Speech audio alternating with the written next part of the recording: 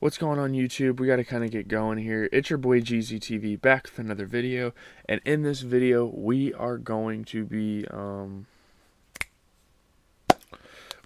talking about the 6th episode of Dexter. This is the halfway point, like the mid-season finale, if you will, of season 7. They don't quite do it like The Walking Dead in that aspect, but yeah. So we have this, and guys, you guys know what it is. We have a Victor Wembanyama gameplay, and I might do a Thompson twins gameplay. I think that would be really cool. We'll see about it. That can be a video for another time. But yeah, let's get into it. We got to get going here. So even ever since Hannah McKay lied to Dexter, all he can think about is giving her what she deserves, getting her on that table and killing her. So that's kind of like the start of the episode. He's thinking about this. So back in Miami Metro, Deb and LaGuerta briefed the homicide division on the Isaac Serco case. Obviously, that was like the big thing that happened last episode with him like busting into this like Colombian bar and like the whole place gets shot up. There's a shootout. Yeah. To show Hannah that he's not a threat, Dexter fudges the blood report and omits running the blood on the victim's dress for her DNA. So he fucks up the blood report so she can, stay immune. Because if they find out she's on the blood report, yeah, they can't, charge her, I guess, but they can, get the court to take her immunity away and find more things against her. During yard time at the jail, Isaac is alone at a picnic table when inmate Quinones, a Colombian, sits down across from him, and obviously we know the Kashka Brotherhood and the Colombians have some crazy beef going on. So yeah, that's exactly what goes down. They don't necessarily get in a huge gang fight, although it's kind of threatening to be that way. The Colombian gets his fucking hand broken pretty much.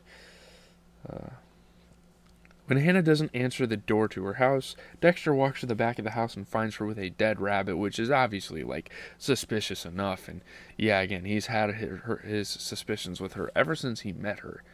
And ever since, he saw, the stab wound on her hand. And, yeah, you were 15, you made a mistake while you were murdering someone. You were new to this, So, yeah. Dexter then asks for advice on a plant for his apartment, trying to kind of get closer and closer to her, and he's asking her all these personal questions, and she's telling him she'd rather not talk about it and whatnot, and yeah, we know she's kind of repressing things from him. During the conversation about, the plant, Hannah mentions that her husband died of a heart attack, and Dexter tells her that his wife was murdered, so at least they can kind of relate on that point. Dexter reaches Beverly Gray and discovers that Hannah was her sole beneficiary, and her husband died of a heart attack. Beverly apparently died of a heart attack. Things aren't quite adding up. Both of these important people to her that she was really close with both died from a heart attack, relatively around the same time, right? So, I don't know. I mean, she kind of has a knack for poison, and they couldn't prove that they died from, any hostile acts, violence. Trying to poison them and made it seem like they had a heart attack. I mean, I guess they could have just done an autopsy and figured out she was poisoned, though. I don't know. It's kind of weird. It's a weird situation. As Sal Price is leaving the homicide department, Dexter recognizes him and asks Deb why he was there. And, he's updating his book about the Wayne Randall case because he does, true crime and whatnot. And, yeah.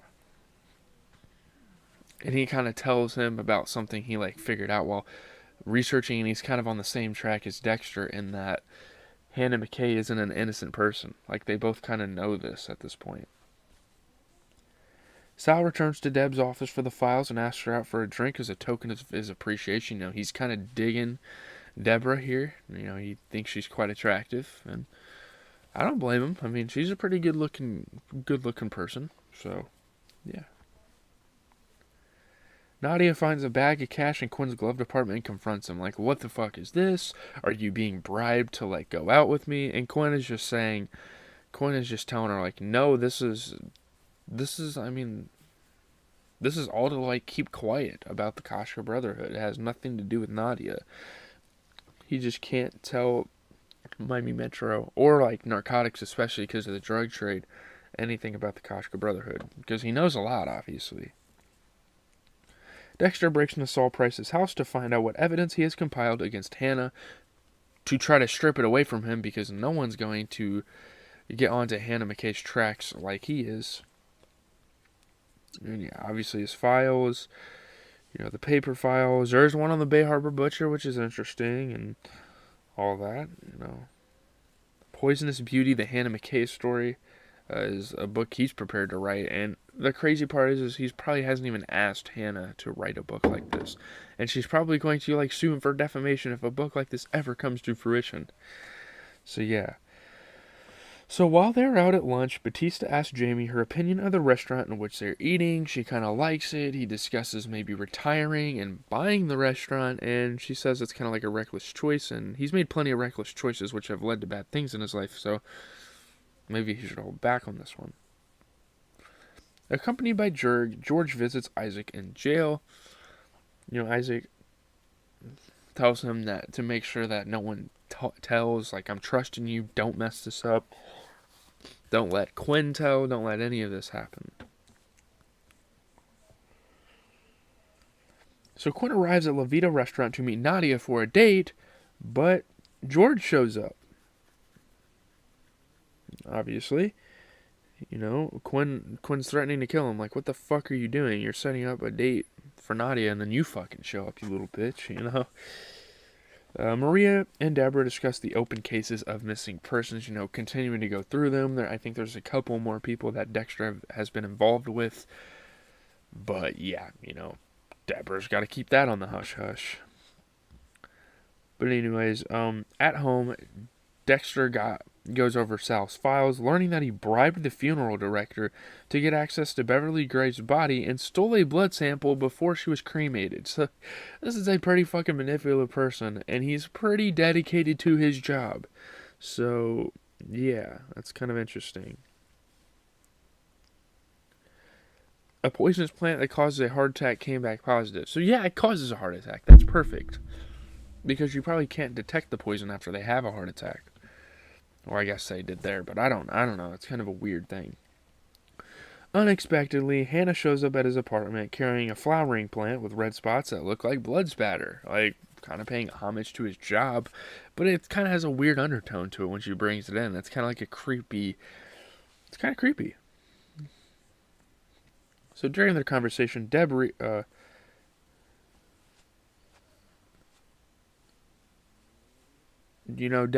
Dexter talk. So during their conversation, Deb realizes that Dexter's former tenant, Lumen Pierce, was his lover, and they were the vigilante couple who murdered the Barrel Girl gang. I mean, she's starting to put everything together.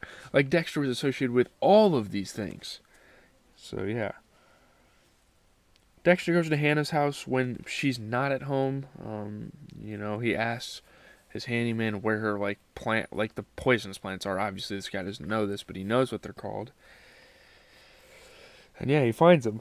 The purple wildflowers. So Dexter finds the aconite and notices some have been recently harvested. So yeah, maybe she's looking to kill more people. And that's not good. Inside the house, Hannah finds Dexter a cup of coffee, warning him that it's hot. They're kind of hanging out with each other, and she's discussing her feelings with Wayne Randall and all that. Quinn repeatedly calls Nadia, but with no response, and she probably ghosted him for the organization. She got maybe too close to him. They might have got too comfortable. I don't know. Masuka overhears Angel talking to Quinn about retirement. So yeah, there's this whole thing with, Masuka or Angel wanting to retire, and he's a pretty big character in the show, so hopefully if he does retire, he makes some returns. Quinn cons his way into the evidence room, claiming he is there to review another case, finds the blood evidence against Isaac, sneaks it out of the room, and he's possibly trying to frame Serco. While on the date with Sal, Deb persuades him to talk about his new project and to maybe even bring out some evidence for it. Dexter takes Hannah to a closed holiday amusement park and shows her a light attraction complete with snowfall. As she discussed earlier, that was one of her dreams to go to a place like that. She's distracted. He injects M99, sets up to kill her. When I said I wanted to take you out, this is what I meant. You said you wanted to see the snow. This is what keeps me up at night. This is what I long for. This is what I need to do to fulfill my emptiness. and that's kind of like his justification for killing her, I guess. Do what you gotta do, and they have sex. He cuts her free, and they have sex. So that's kind of like an interesting twist that we've never seen in this show. But I gotta get going here. We still gotta make the Wembanyama video. I'm going to set that up right now, actually. Hopefully, I have some Spurs jerseys, man. Oh, I think I do actually.